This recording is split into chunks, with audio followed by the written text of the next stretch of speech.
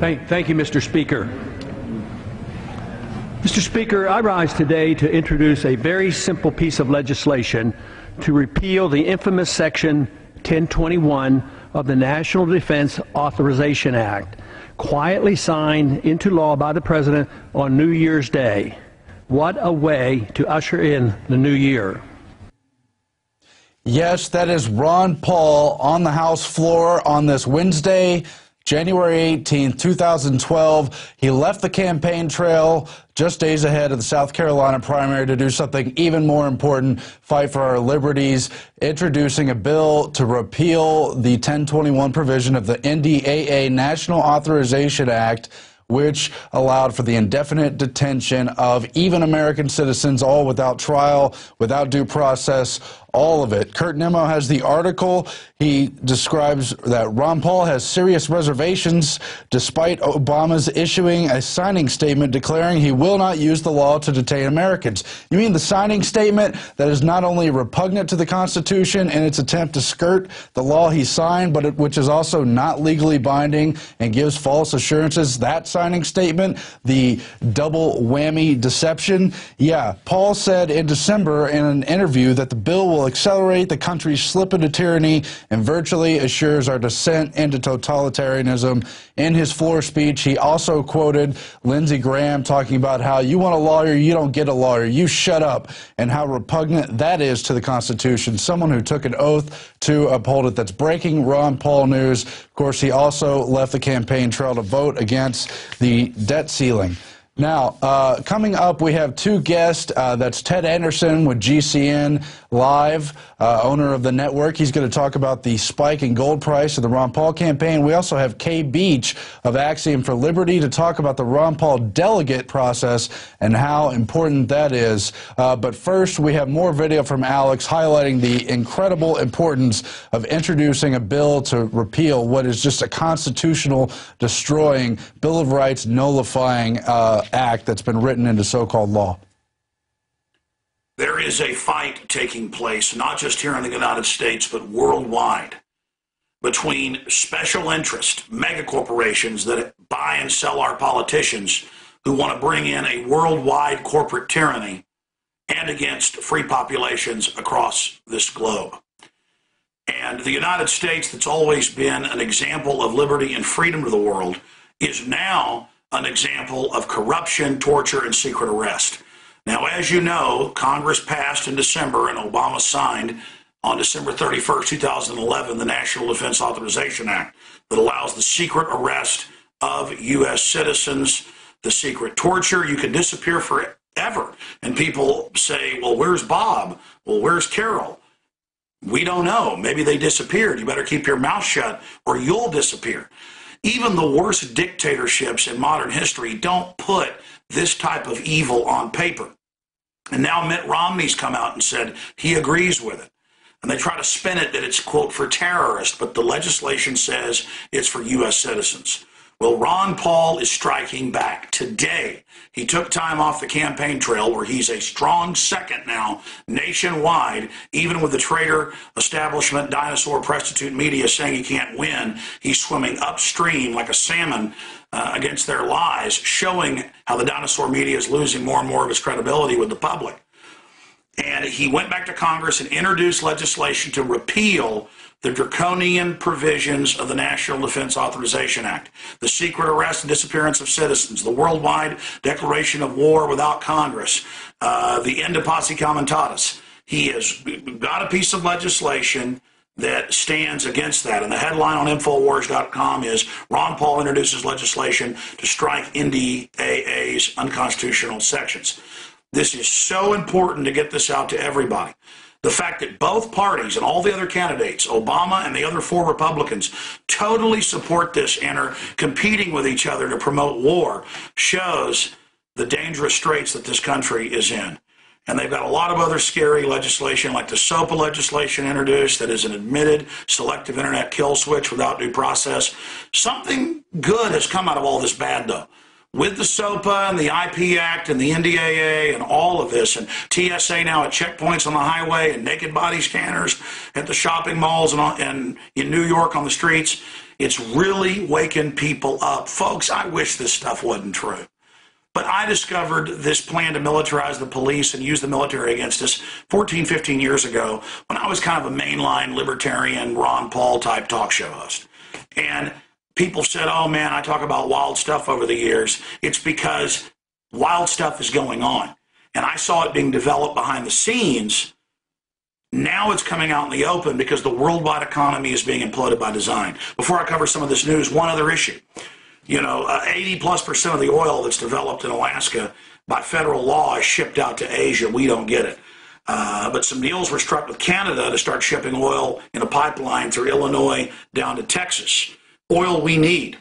And Obama signed an order today saying that's canceled. Not even letting free market bring us oil and lower our dependency on the Middle East. It's the globalists. They want to destroy our economy. They want a post-industrial world. They're not just destroying our Bill of Rights and Constitution.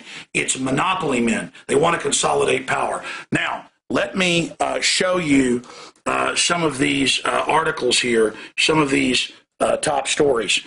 Here is one right here. For whatever reason, my camera is not focusing. But you can see it right there. Ron Paul introduces legislation to strike NDAA's unconstitutional sections. And again, there it is right there on the site. There's other incredible news where AMA Journal is talking about making participation in vaccine trials mandatory. There's all of that, but let me show you what's going on over at the Drudge Report. If you go to the Drudge Report, he's linked, drudgereport.com, he's linked to two of our articles. NYC moves to deploy body scanners on street in search for guns. And then there's another one here where the TSA had said they were going to test their employees for radiation, but now they say that they're not going to do this. This is part of a long-term pattern that they have engaged in over and over again where they say, we're going to stop groping people under 12. And then they keep doing it. Or we don't have any radiation coming out of our scanners. Why, John Hopkins says that there is no radiation. And it turns out, of course, there is, and they're lying. It's all part of their deception. But this is just some of the news that we're tracking, some of the things that are developing. It's all on Infowars.com and PrisonPlanet.tv. Please get this out to everybody and support Ron Paul in trying to repeal the unconstitutional, constitution-killing provisions of the NDAA. Support Congressman Ron Paul. Even if you don't support him for president, for heaven's sakes, support him in trying to restore the Constitution. We'll be covering it more on the radio tomorrow, 11 a.m. to 2 p.m. I'll also be on Coast to Coast AM with George Norrie tonight covering NDAA. This is the future of the free internet. The internet as we know it, if we don't stop the SOPA, PIPA, and all the other related piracy and copyright legislations. Think about the Infowar. I mean the long Infowar, and take this opportunity. Don't waste it. We either use the freedom we have on the internet or we're going to lose it. We have a brief window of time to resecure our liberty and fight back this police state. Now, throughout history, it's always been an info war. We had the Dark Ages, and before that, overt slavery. The whole rise of written language was from the get-go an information war because knowledge is power. It was confined to the priests and royalty classes, and the people did not even have literacy. Now, here today in the 21st century, most of us in the Western world still have that gift of literacy, and for a very small window of time left, we also have the freedom of the internet. How are we going to use it? Are we going to join together? As you probably know, many websites, including Wikipedia, including Google, and hundreds of other websites blacked out today in protest of this legislation targeting online freedom, giving governments the ability to shut down websites on a whim in a Chinese-style security police state. So just think about that and look at the police state they built for our future and how they've already declared America and the whole world as a battlefield against the people. And ask yourself, what are you going to do about the internet? Now, in particular, this kind of legislation would target all the independent alternative news websites. And Mike Adams at Natural News has written about this. SOPA and PIPA bills could threaten natural health websites with government-ordered shutdown. And he gets into all the details of how specifically the dissent at Natural News against vitamin C policies and papers saying that natural sunlight's dangerous, along with everything else against the chemicals, the vaccines, and the rest of it, would make it an automatic target for the government to shut down. In addition, the Drudge Report, this website, Infowars.com, Lou Rockwell's website, you name it, user-driven websites like Reddit, all of them would come under fire. And places like Wikipedia and Google would have even less autonomy if the government got its hands on this bill the way it wants to. Now, they've shelved the SOPA bill, but they still have the PIPA bill, and they're going to bring back to life the Stop Online Piracy Act that so many people on the web already protested against. They went after the sponsors of the bill, including GoDaddy, and had a big victory there. But it's not over. Paul Joseph Watson writes about the secret behind SOPA, and that is, in short, it's an effort to reinstate, to model on Communist China's internet censorship clampdown.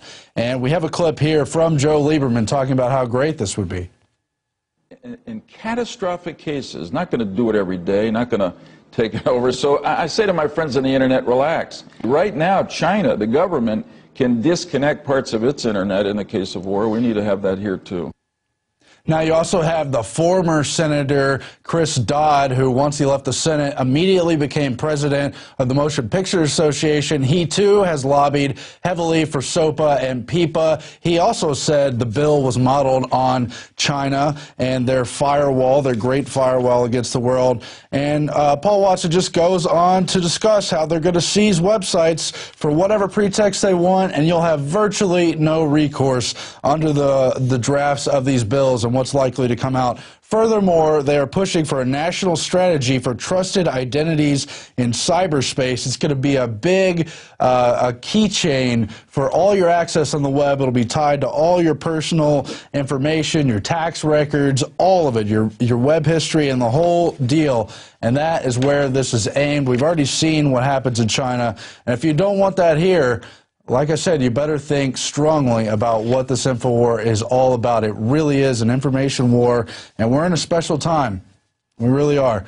Now, meanwhile, there's even more grotesque moves in New York City to deploy body scanners on the street in an effort to search for illegal guns. Kurt Nimmo's article describes how the New York Police Commissioner Ray Kelly is looking to deploy terahertz imaging detection scanners on the streets to see if you supposedly have an illegal gun. Never mind the Second Amendment, which says nothing shall no legislation shall go against having a gun.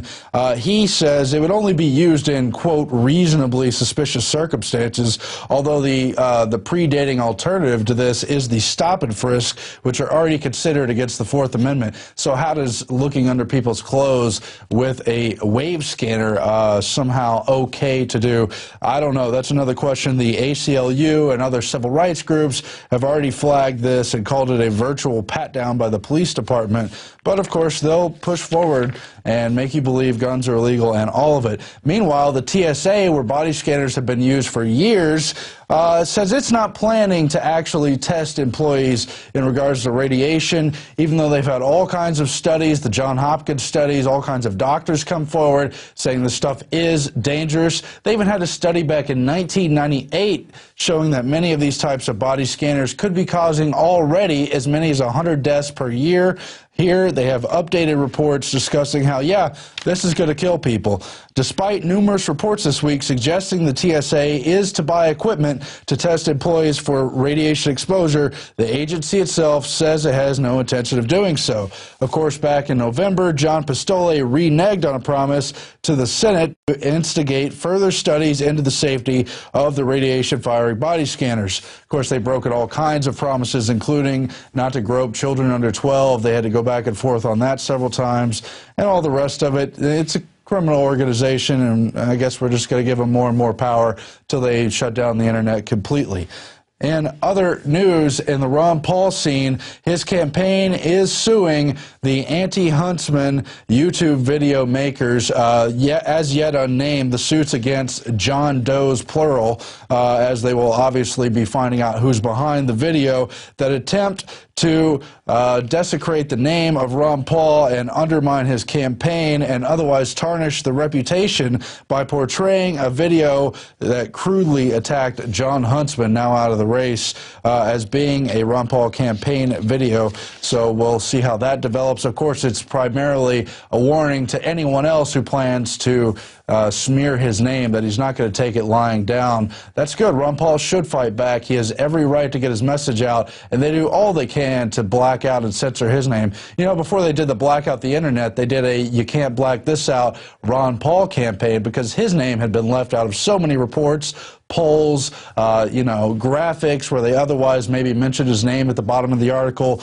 but refused to feature him like the other candidates. And who is Ron Paul anyway? Patrick Henningsen at Infowars has Ron Paul versus the rest, describing the sea change that's happening in 2012 as the old guard, including neocons and others, are losing much of their sway. We have a clip now of William Crystal getting chewed out here.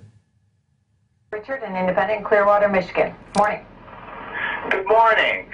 Mr. Crystal and America, stop lying about Ron Paul. There is a revolution going on in this country. This is restoring individual liberty. Talk about the issues, for crying out loud. He wants to end the Federal Reserve and give us sound money.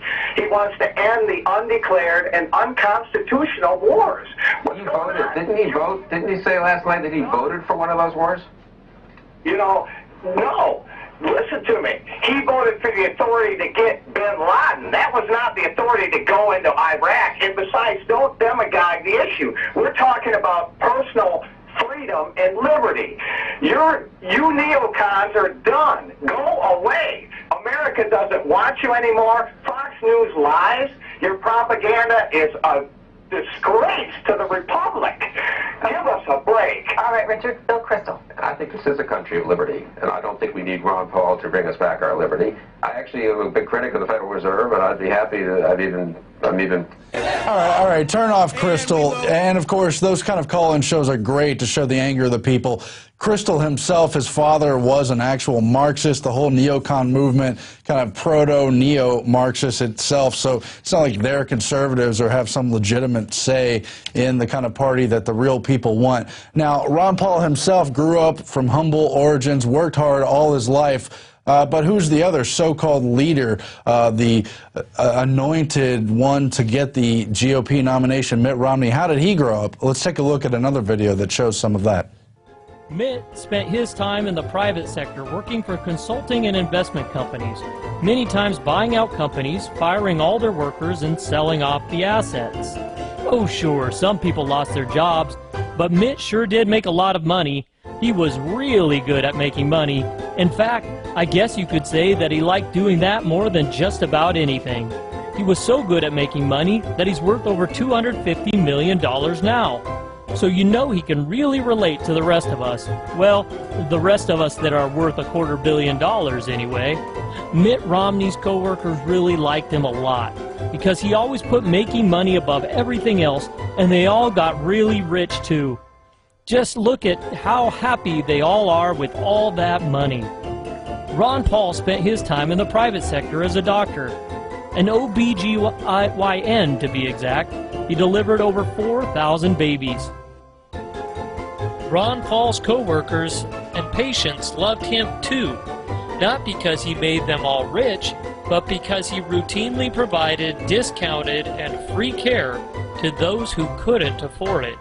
He even refused to accept Medicare or Medicaid as payment, choosing instead to work for free. Silly Ron, he could have made a whole lot more money if he didn't have all those principles. All right, boys and girls, And of course, there's no doubt whatsoever who the candidate of the people is, but we're up against this whole crony capitalist system. And that's why the Tulsa, Oklahoma grassroots Ron Paul campaign office has written a recent article, How to Get Ron Paul Elected. And it's all about how, as great as the general vote is, the popular vote, the real fight is for the delegates. A lot of those delegate spots, especially at the local and state level, are open, and they're just waiting for someone to show up, sign their name, and become that delegate, become a Ron Paul delegate.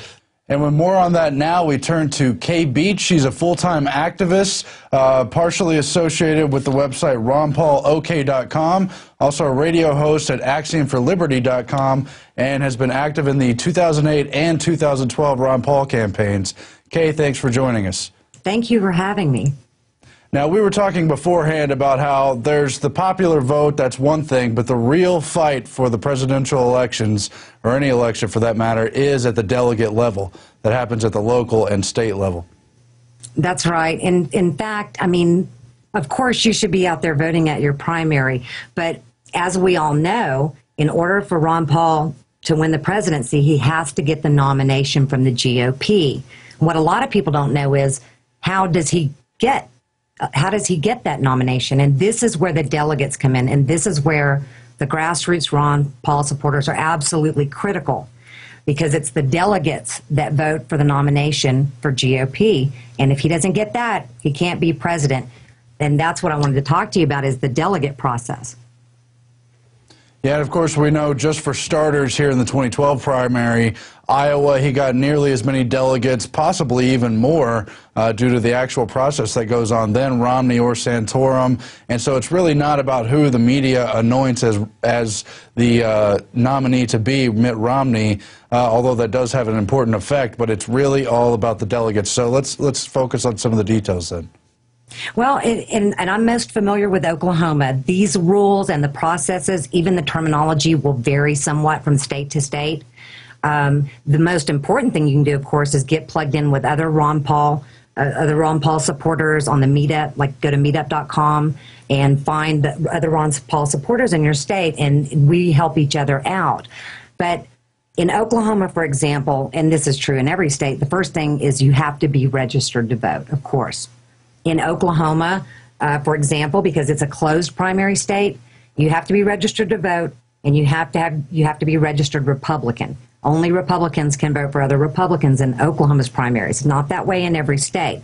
So the very first order of business, of course, is being registered to vote. And then the very next thing is to find out what precinct you're in. You can look on your voter card, or you can call your county election board and find out, it's a number, what precinct you're in. And your precinct is the locality right around you. In other words, when you go to the polls to vote, the people that are there voting at that same polling place, those are people in your precinct. So it's a neighborhood size, usually not more than 2,000 people are in a precinct. That's what a precinct is. So after you are registered to vote and you have all that taken care of, you find out what precinct you're in, and then you want to find out, and this is the critical part, and what I want to say right now, I want to stress this, it is the delegates that choose the nominee.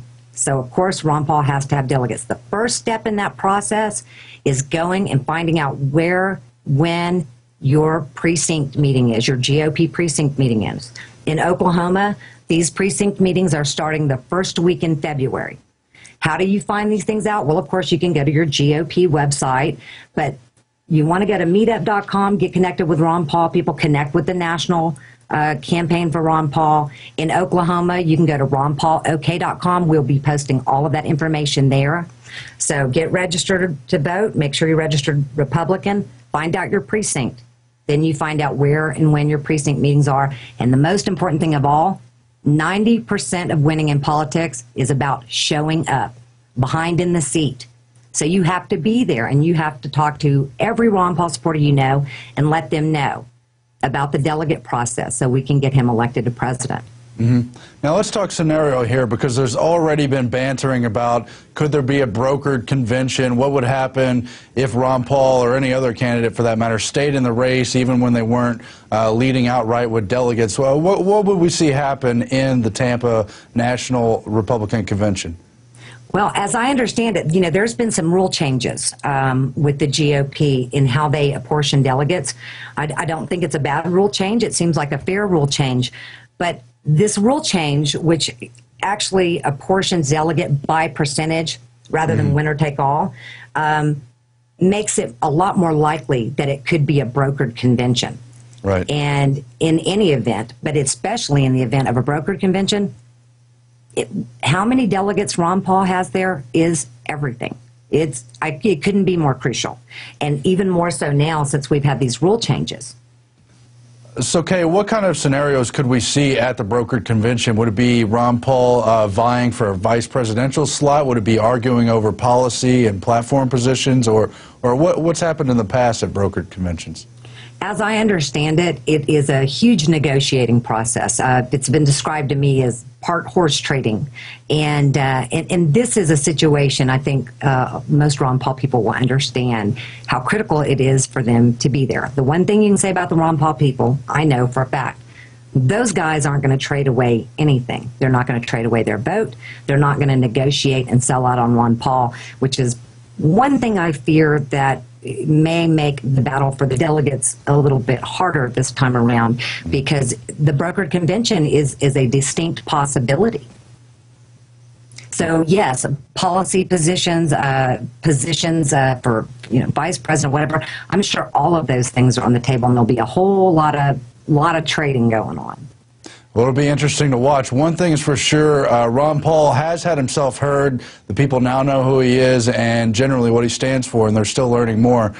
So in that sense, it's a victory just by competing. And for the delegates, showing up is a victory by competing as well. So thanks for giving us the scoop on that, and we'll speak to you again in the future. Thank you very much. Thanks. And we go now to break, but don't go anywhere, because in this break, you're going to see the premiere of a new video Alex shot that I worked on overnight last night. It's going to be on YouTube later. It is Resistance's victory, and we are winning. Alex breaks down some of the key victories we've had just in about the last year or so. Just a few of them, or many more we could have dealt with as well. Just to let you know, we are having an effect in this global fight, and we need to continue to do so. So check out that video now, and we'll be back in a few moments. If you are receiving this transmission, you are the Resistance. I've said it before and I'll say it again. Resistance is victory. That simple initial decision to stand up and to get involved and to take action is the most important decision you can make, because from that flows all other major actions in the fight for freedom and human dignity worldwide. But you first got to get angry, you've got to get focused, and you've got to get engaged. The world is at a crossroads. We have a decision to make. No one can deny anymore that tyranny is growing and casting its long, dark shadow across not just the United States, but worldwide. But in the midst of all of this, and as we move deeper into 2012, it is important to realize the incredible successes, complete and partial, that we've had against tyranny. These are just a few in the last year. In fact, after you're done watching this video, I would ask you to post comments with points that you believe have been victories so we can make a part 2 video. But here are just some of them. The SOPA bill, or Stopping Online Piracy Act, which is really just a Trojan horse, as the inventors of the internet and many others went public and documented, to shut down free speech and to allow giant corporate monoliths to basically carve up the internet and take it over for their own uses and shut down their competition. But you saw the GoDaddy protest that caused hundreds of thousands of their customers to leave them. Many of the big internet companies and smaller ones as well, led by Reddit and others, saying that they were going to basically black out their websites to protest the fact that this SOPA bill is a free speech killing system. And now, because of the actions that you and others took, the system, who just a few weeks ago was very arrogant and said, resistance is futile, we're going to pass this, we've got hundreds more votes than we need in the House, suddenly it's crumbled, and they're saying, okay, we're shelving it for now. And they hope that later you'll go back to sleep, that they can repackage their lies and bring it back forward. But the point here is, when we take action and when the people stand up, where basic fundamental rights, the system, and the oligarchs that control it are brought to their knees. So a big victory in early 2012 against something the system told us was a foregone conclusion. They don't just stop there trying to craft our reality.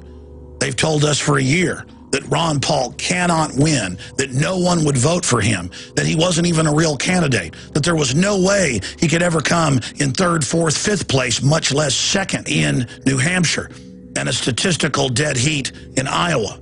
But despite the entire dinosaur whore media, the zombie control media telling you he can't win and excluding him from debates and giving him 89 seconds in other debates and all the demonization and all the dirty tricks and everything they've got being thrown at Ron Paul, he is growing in the polls nationwide and is a very strong second place. Even if he loses, even if they engage in election fraud, we all win because real issues are being injected and a movement for liberty worldwide is growing. Ron Paul and all of us that support him aren't just an example for freedom here in the U.S. There are movements sprouting up all over the world. We are offering the alternative to the crony capitalist, anti-free market monopoly men that run our government and other major governments who are trying to shut down the true free market and destroy our private property. Ron Paul and his resistance and our support of him is victory. Let me move to some of the other big victories we've had in the last few months.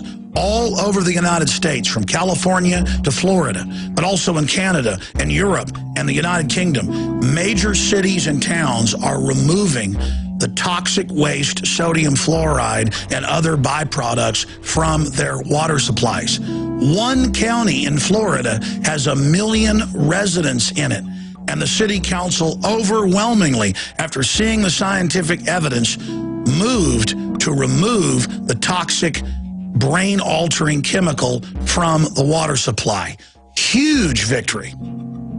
For more than 60 years, globalist corporations, in a bid to reduce fertility, chose bisphenol A as a key ingredient in most plastics to reduce fertility. There were literally thousands of other formulae that didn't have the estrogen mimicker in it.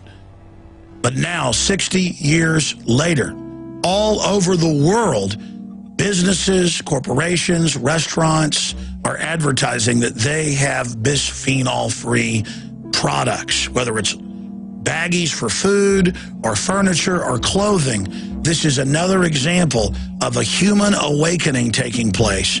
And in just a matter of a few years, public protest and voting with your dollars has overturned one of the main globalist tools of chemical control. Medical tyranny that was used in Nazi Germany, Soviet Russia, and here in the United States is on the run. Citizens all over the place are demanding now that dangerous high fructose corn syrup linked to diabetes and so many other diseases be removed. Major brands aren't even offering high fructose corn syrup versions. You go to the grocery store and it's, we're regular sugar or we're stevia. Another huge victory that humanity is having against the medical tyrants who are putting these Trojan horse compounds into our food and water as top globalists like Bertrand Russell promised they would do. But it gets even better. I've seen national studies where the higher the education level, like in areas in Northern California, the lower the vaccine rate is. Parents everywhere are realizing how dangerous vaccines are. And they're learning that in most cases it doesn't even protect their children from the supposed pathogen that the vaccine gives you immunity for. And so all over the world, not just in the United States, people are waking up and actually reading what is in the ingredients list of vaccines. On the carbon tax issue, one of the most important agendas for the New World Order, we are seeing amazing victories. Since the ClimateGate emails came out and the public saw the fact that the UN was only trying to set up an excuse to monitor and control all human activity and literally tax breathing and tax carbon dioxide that plants live off of, since that came out, all of their major conferences have failed and more scandals and frauds have come out. Congress and the courts are overturning President Obama's attempt to shut down our energy supply and move our jobs to China. The carbon tax hoax And the scam of modern environmentalism is in deep trouble. And remember, that's a good thing, because the globalist eugenicists don't want you concerned with real environmental issues like genetically engineered organisms and GMO and toxic waste they put in your water. Congress has overthrown the light bulb ban of President Obama. Sure, the bureaucracy's lawless, so they're continuing on with it. But they're going to end up being defeated in the end because the people are becoming wise to them. They've now learned that General Electric had the patent for their dangerous mercury-filled light bulbs and just simply wanted you to buy their new product so you could sit under headache-inducing fluorescent light bulbs all day instead of the pleasing yellow or white light of phosphorescent. The globalist Humpty Dumpty has had a great fall, and all the propagandists and all the New World Order stooges and all the media whores can't put him back together again. And that's my next point. Depending on which poll you look at, Congress has a 9 to 11% approval rating, the lowest it's been in history. And they've had that rating for 2 years now. They know the public's awake to them. They know the public knows they're a pack of criminals. They know the people are waking up. And think about being the so-called mainstream media. It's their job to lie for this group of certified criminals who are admittedly up there engaging in insider trading and serious crimes every single day of the week. But not only is the old dinosaur globalist propaganda media dying, the alternative media is becoming the new media. And it's 1,000 different flavors of true diversity and debate. And out of this college of discussion, the public is developing an amazing taste and a smell and a palate for what's real news and what's real information. The jig is up. The question is, how will these tyrants try to suppress this awakening? That's another big victory. The fight, more and more, is now out in the open. And Congress has the lowest approval rating in history. And that leads me to a report where the media is bemoaning the fact that Congress didn't get very much done, and there's incredible gridlock, as if them passing thousands of new laws and regulations and new agencies every year is a good thing.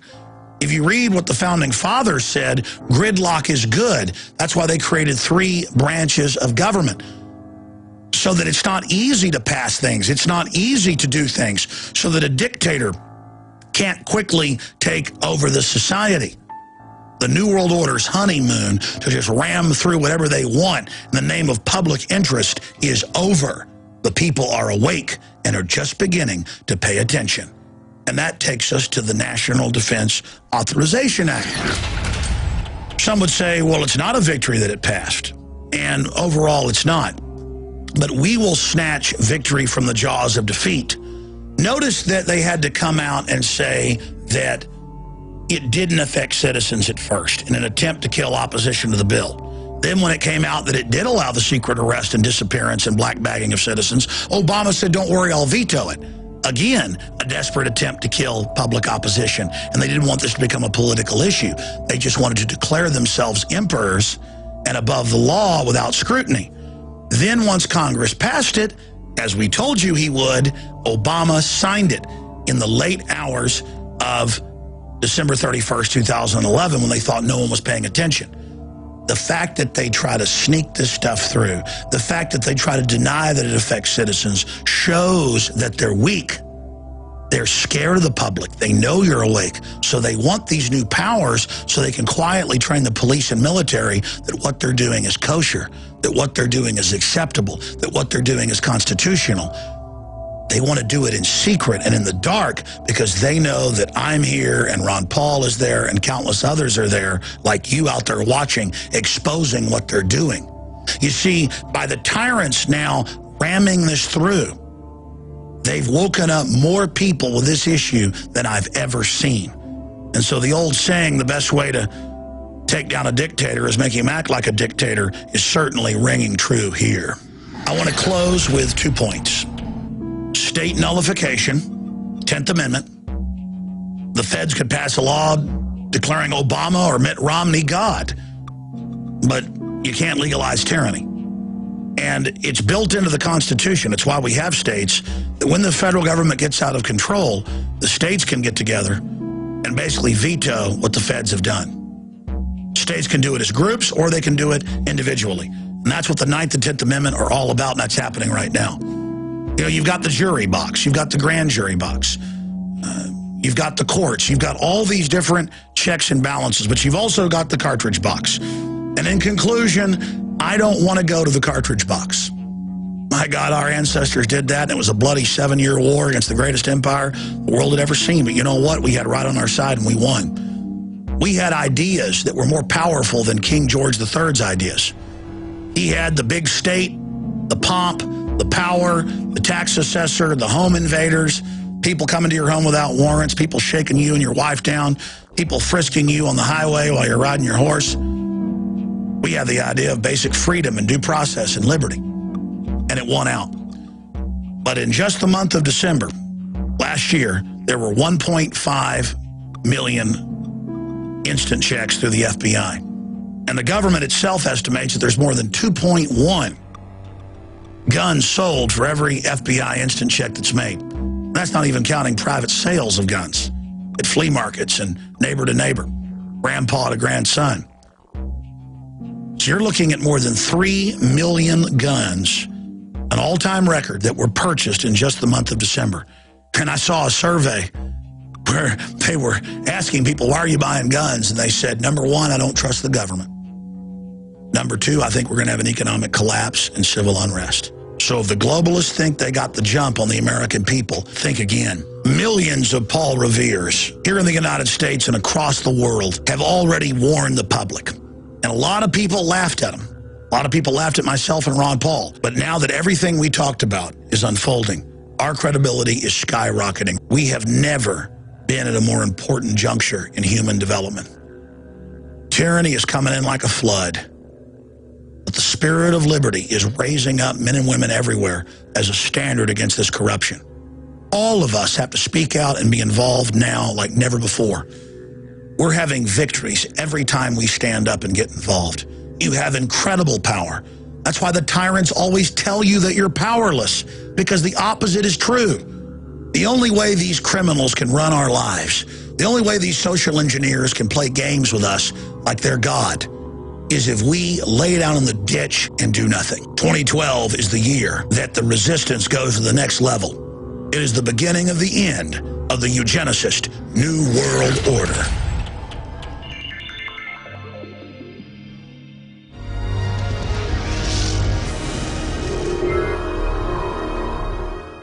And this is Aaron Dykes again, back from break. We have Ted Anderson coming up, but right now some more news. Iran threatens to torpedo U.S. aircraft carriers. Paul Joseph Wasson has the story. A senior Iranian military commander has warned that Iran has the capability to sink U.S. aircraft carriers in the Persian Gulf using detection-evading submarines that could fire torpedoes. Lieutenant Commander of the Iranian Army's Self-Sufficiency Jihad, Rear Admiral Farhad Amiri, stated that the Iran submarines are able to ambush and hit enemy vessels, especially U.S. aircraft carriers, from the seabed throughout the Persian Gulf, according to the Fars news agency. Of course, more just sabering towards war, tensions very high on all sides of the coin, and we hope things just simply don't go there. Meanwhile, Obama has said no on the oil pipeline, said he didn't like the legislation, wants to hear more about the environmental impact. Not that he's against the oil pipeline that would bring, end the wars and bring back production, at least to the North American continent, from Alaska oil up there through Canada. Of course, he signed the NDAA legislation when he didn't like that bill, but he won't sign the oil pipeline deal. That story is something to keep an eye on. Meanwhile, Fukushima radiation spreads worldwide. All those conspiracy theorists were right, as California, Finland, Canada, Australia, and many others hit by radiation. The University of California, Berkeley has detected cesium levels in San Francisco area well above EPA limits and even higher than they were 6 months ago. And it goes on to describe the impact in all the other countries. Premature infant deaths are up because of of Fukushima. Thyroid cancers are also mysteriously up in the U.S., and a whole lot more. We've had on expert Chris Busby on this topic, but now it's really coming home to roost, isn't it? Even as in Japan, they still say they have it under control, even as they're about to drill into the containment vessel to try to find where the missing nuclear fuel has gone. What? Danger, anyone? Meanwhile, the AMA Journal says make participation in vaccine trials mandatory. The article, written by Oxford University's Suzanne Sheehy and Joel Myers, entitled, "Should Participation in Vaccine Clinical Trials Be Mandated?" Many societies, they say, already mandate that citizens undertake activities for the good of society. In several European countries, registration for organ donation has switched from the opt-in current U.S. system to opt-out systems, where only those who specifically don't want to register would do so, and all others would be in. Most societies expect citizens to undertake jury service when called upon. In other examples, the risk of inconvenience to an individual are usually limited and minor. Mandatory involvement in vaccine trials is therefore perhaps more akin to military conscription, a policy operating in 66 countries. In both conscription and obligatory trial participation, individuals have little or no choice regarding involvement. So we're all just supposed to be guinea pigs. And the other thing is, they already tried this argument back in 1927. It was a farce, it was pseudoscience, it was under eugenics. Supreme Court Chief Justice Oliver Wendell Holmes tried to claim that the same principle that supported compulsory sterilization was the same one that supported compulsory vaccination. Let me give you a little hint as to what that principle is. It's nothing. It doesn't exist. It's unconstitutional. It's against the natural law and the rights of man. Meanwhile, gold is expected to hit $2,000 an ounce. That, according to a new Thomson Reuters report predicting another rise after last September saw $1,900 for gold per ounce. Among other reasons for it, the coming QE3 quantitative easing and the continuing economic shocks.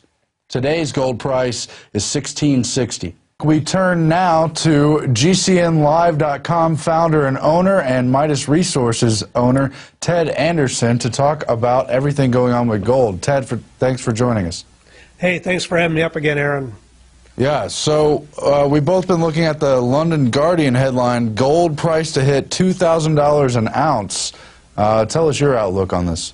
Well, I mean, I'm reading the same article, and they're talking about possibly that we've seen the end of this this gold run that we've had, but not hardly. I mean, I can tell you right now, central banks have accumulated 430 tons of gold to their position. These are the countries that make and manufacture currencies, and they're betting on the fact that gold is going to go up. There are parts in this article, they're talking about $2,000 an ounce this year. I wouldn't doubt it a bit. I mean, we right now presently are seeing a lot of European countries, Europeans themselves, running to U.S. dollar, U.S. treasuries to be exact, and that's why we've seen the increase in the dollar from about $68 to $80.50 where it is right now. But at this particular point, China is selling their treasuries. They're taking advantage of this because they've been the big lenders to the United States. We've been living off of them for the last 30 years, and now they're looking at this as an opportunity to reduce their holdings. And so I can tell you right now, the central banks aren't betting on the fact that gold is going down. I don't think that China is betting right now on the fact that gold is going down. As a matter of fact, they're net buyers. I mean, Korea, for goodness sakes, for the first time since 1998, have bought gold. Central Bank of Korea, I should say. It's not the government of Korea, but the central banks of Korea. Well, of course, as you know, gold went to $1,920 an ounce last September. That was in the midst of QE1 and QE2, and part of this article says they're expecting QE3 to come around. They've kind of been doing intermediate QE3 as well, quantitative easing. What will that do to gold's outlook, Ted? Well, quantitative easing is going to drive gold prices up. I mean, we've seen last time around when they tried, of course, TARP and the bailouts there, gold went from about $600 an ounce to $1,000 an ounce. When QE1 came out, we saw gold go from $1,000 to about $1,200, QE2 all the way up to $1,900 an ounce, and now they're talking about QE3. I mean, it's obvious. That's printing money. It's creating debt. It's increasing our liabilities and increasing money supply. the foreign markets are going to look at that as another death knell in the United States dollar, and so are people domestically. They start quantitative easing again, we're going to see gold go up, silver as well. And this article kind of rosily points to that gold prices might not run, that this bull run may end if the economies around the world improve. But obviously, if you read between the lines, they're not expecting a great improvement in the economy. Things are clearly only getting worse. You can see that with the central banks. So I have to tell you, the central banks know more than anybody else what's going to happen in the future. Mm-hmm. They have the ability to create money. They have the ability to adjust interest rates, make them where they want them to be. They're looking for an economic downturn. They're looking for weakness in the dollar, and that's why they're buying gold and silver. I mean, they've increased their holdings to 430 metric tons in the marketplace. That's a large increase. They're buying gold. They're the ones that are manufacturing the currencies. They're betting on the fact that they'll have to print more money to stimulate the economies. I don't think we're going to see this big economic increase. I mean, right now, they're voting on another increase in the United States debt. They're trying to raise the debt ceiling.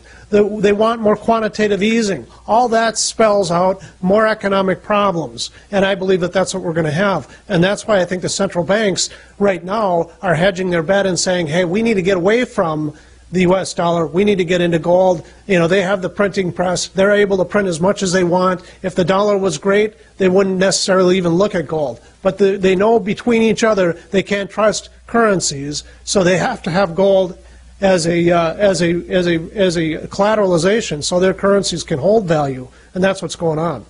Shifting gears, Ted, in the presidential election, there's one certain candidate who they're always trying to push out of the room because he doesn't go for the World War III thing, and he also has common sense on the gold standard, on economic issues, really foresaw so much of the collapse coming. That, of course, is Ron Paul. It's no secret. You've been a supporter of him. What kind of outlook do you see for his campaign? Well, they have a tough battle to hoe. There's no question about it. I mean, Romney is really pulling hard in the polls. You can see he's up in the 30% range. Ron Paul gets up into the 20s. But the bottom line is to have a real, true, solid candidate, somebody that you can rely on, somebody you can trust, his position, and he's not going to be bought off by the lobbyists and the lobbying groups. I mean, for starters, the reason why there's so much money going into Romney is because there's these super PACs and funded by people like companies like Goldman Sachs that have just this huge power to buy ads and push Romney up to the top. Romney doesn't even control this thing, but he is the elite. He is the chosen candidate by the establishment, if you will. And Paul is not. Paul's outside of the establishment. They are afraid of Paul. They're afraid of his ideas. And when I'm looking at the donation screen right now for the South Carolina donor thing, I mean, $1.689244 million have been raised for South Carolina alone. His general fund has probably been over $7 million now. I don't know what he's not reporting. It has to be beyond that. And I can tell you, this man is the real deal. Whether or not he's going to become president of the United States, I can't. It's hard to say whether if that'll happen. Boy, he has a lot of steam behind him this year. I sure would love to see that happen. But I can tell you, the establishment is doing anything they can to cut this man down, and you've seen that in the debates out in Carolina with the Fox debate that happened here just a couple days ago. You're gonna see more of that in the future, and again, I just don't think Ron Paul's a great debater, but you can tell where his heart is, and you know where he's going to be voting. And if you want to cut back on government spending, if you want to get this country in great shape, back again where to its roots, rather than running the value of our currency down to nothing and borrowing our children's future away, he's your man. Yeah, and of course, obviously, he has thankfully caught the ear of the people here in 2012. Not as much success, but growing then in 2008. But the fight's not over for the election either. I've been reading about a number of the GOP primary states that are no longer winner-take-all. They're splitting up the delegates proportionally, and I know there's a lot of movements at the local and state level to make sure Ron Paul delegates are in place. Do you foresee some kind of thing going on at the convention where, it's an actual convention where they go back and forth and lobby positions and that sort of thing? Well, there's going to be a fight there. I don't think Ron is going to drop out of this race going into the nomination, but I can tell you it will be. We may get down to that, and that election may be decided at that convention. And and the delegates, I mean, for instance, Iowa, Ron Paul probably walked out with most of the delegates, even though the straw poll showed Romney winning the in the straw poll. Minnesota, I can see the same thing happening. We're a caucus state where you'll have certain delegates that move on and vote for more delegates until you finally get down to the state convention where they actually decide on who the presidential candidate's going to be. There's a battle ahead here. Ron still stands a great chance, and I can tell you I'm fighting with him the whole way. Well, that's Ted Anderson, supporter of GCN Live and Money Where His Mouth Is at MidasResources.com. Thanks for joining us, Ted. Yeah, thanks a lot for having me up. Good night. Just remember, government can't save you, it can only enslave you. We go now to our quote of the day. It is from Ron Paul. The gold standard would keep you from printing money and destroying the middle classes. Every country where you have runaway inflation, there's no middle class. Today, we have a growing poor class, and we have more billionaires than ever before. So we're moving into third world status. And that's all for tonight. Of course, I do want to remind you we have a 15-day free trial for PrisonPlanet.tv, a great chance to take a look, walk around inside Prison Planet TV, see what you get for your money. Alex's live show, 3 hours plus every day, the Infowars nightly news, 5 days a week, all the documentaries, all the special reports, the ebooks, and a whole lot more. Please check it out. We depend on your support to get this message out to as many people as possible so we can restore this republic and end all this nonsense as soon as possible. It's definitely a fight, and we need your help. Thank you, and we'll see you next time.